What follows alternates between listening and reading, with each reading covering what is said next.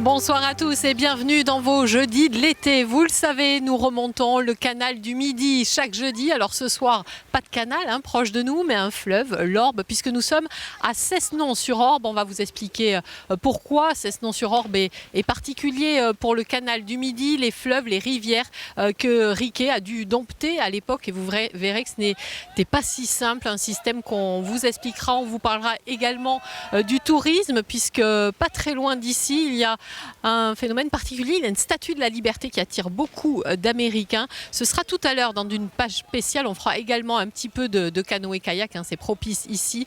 Présent notre page spéciale et je vous le disais, nous sommes ici du côté de Cessenon-sur-Orbe, sur les bords de l'Orbe. Et oui, au XVIIIe siècle, le plus compliqué pour Riquet, ça a été de dompter un petit peu ces fleuves et rivières pour alimenter le canal du Midi.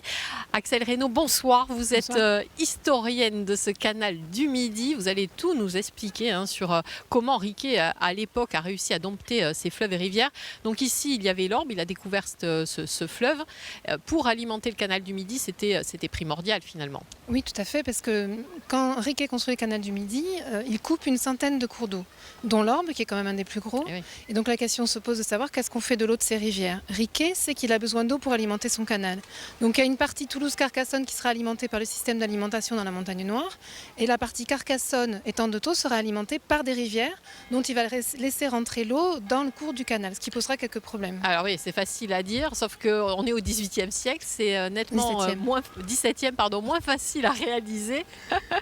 Et du coup, il pense à faire un pont-canal, c'est ça, mais c'est quand même compliqué à cette époque à réaliser. C'est une première en France, ce pont-canal, puisque ça existe déjà en Italie, mais c'est peu connu de Riquet. Donc l'idée, c'est de laisser rentrer l'eau des rivières dans le canal, mais c'est pas toujours possible. Donc il va construire effectivement au Répudre en 1676 un pont-canal, le premier en France, qui sera suivi par d'autres ponts-canaux par la suite construits par Vauban. Alors justement, c'est 19h, on l'entend à Cessenon-sur-Orbe. À cette époque, donc, il dompte le débit de ces cours d'eau et de ces rivières parce qu'il fluctue, c'est ça. Un coup, il y a des crues, un coup, c'est à sec. Et à l'époque, c'est important évidemment que le canal du Midi ait un débit régulier. C'est-à-dire que ces rivières qui laissent rentrer dans le canal, quand elles sont en crue, elles charrient des limons qui comblent le canal. Donc à la fin de la construction du canal, la navigation est impossible. Le canal est comblé. Donc Vauban est appelé à la rescousse par le roi Louis XIV pour trouver des solutions, et notamment des ponts-canaux qui permettront au canal de passer par-dessus ces rivières. Les ponts-canaux, ils sont dans quel état? Parce que ça aussi, il faut le souligner, c'est qu'encore aujourd'hui, ils sont en bon état quand même. Oui. Finalement. Alors, les ponts-canaux du XVIIe siècle, on les a encore. Il n'y en a plus qu'un sur les trois. Certains ont disparu. On en construit au XVIIIe et au XIXe siècle. Ils sont tous en excellent état puisque ce sont des ouvrages d'art très importants sur le canal du Midi, au même titre que les écluses ou les épanchoirs. Et donc on peut encore en voir de très très beaux sur le canal tout le long du cours d'eau. Merci Axelle Reynaud pour cet éclairage. On a tout compris sur le fonctionnement des ponts-canaux et de leur utilité sur ce fleuve ici et sur les rivières. Alors l'histoire du canal du Midi, classé au patrimoine mondial de l'UNESCO, vous le savez, attire évidemment beaucoup de touristes du monde entier et de plus en plus d'Américains. Des croisières le long du canal avec au menu aussi de la visite des villages héroltés et des villages qui leur réservent même d'incroyables surprises. Florent Hertmann, Benoît de Tunis. L'Espérance est ce matin au port de Capestan. Ce bateau est le dernier construit dans les années 60 pour transporter du vin. Transformée en péniche hôtel, elle fait découvrir à ses clients étrangers le canal du Midi et son arrière-pays. Les deux visites que l'on va faire, à mon avis, vont vraiment provoquer beaucoup d'émotions. La surprise, l'amusement, voilà, c'est ce qu'on garde de nos vacances. Je pense que d'un voyage, c'est ces émotions-là que l'on garde et les petites anecdotes forcément. Pour rejoindre la première visite, les touristes américaines ont dû un peu marcher avant de découvrir la carrière de Koumiak. Cette carrière de marbre rouge est un site de référence mondial faisant partie des réserves géologiques universelles. Mais ce n'est pas ce qui va surprendre le plus nos Américaines.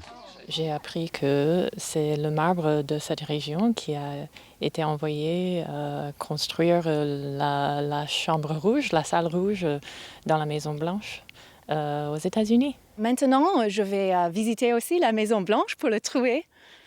Oui. Et là-bas, vous direz, ah, mais je sais d'où ça vient. Exactement, tout à fait, oui, c'est super. Une autre surprise les attend dans le village de Lunier. C'est ici qu'a atterri la figure de proue d'un bateau de croisière qui, en 1986, traverse l'Atlantique. Après les fêtes du centenaire de la statue à New York, le capitaine du navire, depuis décédé, va récupérer la fameuse copie. Personne n'en a voulu, j'avais mis des annonces dans presque tous les journaux. Et finalement, ils m'ont dit, écoutez, puisqu'on n'en fait rien, jetez-la à la mer.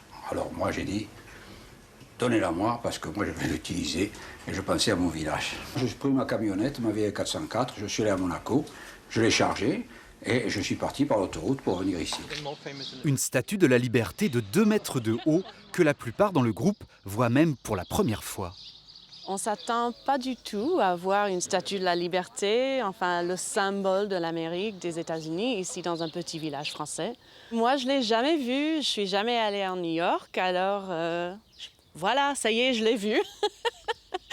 Les touristes américaines sont reparties, ravies de leur visite et d'avoir retrouvé un petit goût d'Amérique dans ce pèlerinage à travers le Biterrois.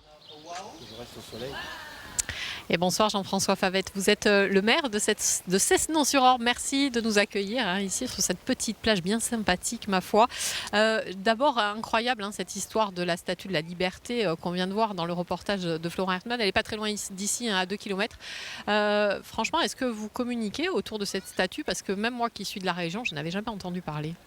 Écoutez, jusque-là, on n'avait pas trop communiqué. C'est vrai qu'elle n'est pas située sur un axe routier. Elle est cachée dans le hameau de Lunier. Donc c'est un peu particulier pour s'y rendre, il faut savoir. Mais c'est vrai que depuis que nous sommes en communauté de communes et qu'on a mis en place l'office intercommunal, dans le cadre notamment des journées du patrimoine, on l'a mise au programme depuis cette année et on espère qu'effectivement... Oui, puis il va peut-être falloir communiquer aussi auprès des étrangers, parce qu'on a vu la réaction de ces Américains. Ils sont tellement émus de retrouver cette statue de la liberté que c'est peut-être un atout touristique qui est quand même important. C'est sûr qu'il faut communiquer, c'est le rôle de l'office de tourisme. Et là, je sais qu'on peut faire entièrement confiance à cet office de tourisme qui est maintenant un EPIC, puisqu'il y a des professionnels du tourisme derrière et ils savent, eux, communiquer. Jean-François Favette, on est donc ici sur cette petite plage, je le disais, c'est atypique dans la région, cet endroit, ce camping. Au départ c'était un camping municipal, mais ça a été un peu compliqué parce que malheureusement on est au bord de l'eau et c'est inondable ici, c'est ça? Alors c'est un camping municipal qui a été créé il y a 50 ans à peu près, à un an près, qui était municipal jusqu'à l'an passé, mais vu les contraintes que les autorités nous imposaient, on ne pouvait plus le gérer comme nous le gérions. Et nous avons pris la décision cette année de le donner en gérance au moyen d'un bail commercial. Et puis on n'a quand même pas choisi n'importe quel preneur puisqu'il s'agit de la base de Canoë avec qui nous travaillons en étroite collaboration et vraiment en toute confiance. Pour finir, Jean-François Favette, l'impact du canal du Midi, est-ce qu'on le ressent ici aussi sur le tourisme? L'impact, on ne le ressent pas peut-être directement. C'est vrai que le canal du Midi, c'est une entrée privilégiée pour le territoire. Et notre rôle, c'est effectivement maintenant de développer cette attractivité sur toutes les communes de notre communauté de communes Sud-Hérault. C'est ce à quoi nous nous employons et je crois que ça commence à porter ses fruits puisque la fréquentation de l'office est très bonne. Oui, il y a déjà pas mal de monde. Merci beaucoup Jean-François Favette d'avoir été avec nous ce soir. Vous l'avez souligné, l'autre atout du coin, c'est la base nautique. Depuis une dizaine d'années, les sports de plein air ont même le vent en poupe, on peut le dire. Dans la vallée de l'Orbe, le tourisme sportif est devenu un créneau économique majeur. Isabelle Brice, Juliette Marc.